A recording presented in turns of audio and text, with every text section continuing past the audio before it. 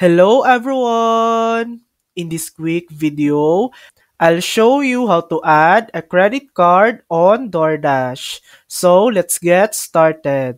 First, open your browser and go to DoorDash.com or open the DoorDash app if you prefer using your phone. Scroll down and click on Account at the bottom of the page. Then, under Account Settings, select Payment Methods. Here, you'll see options to add PayPal, credit, or debit cards.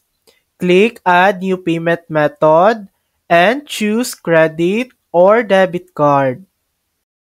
Enter your credit card details manually, including the card number, expiration date, CVV, and zip code.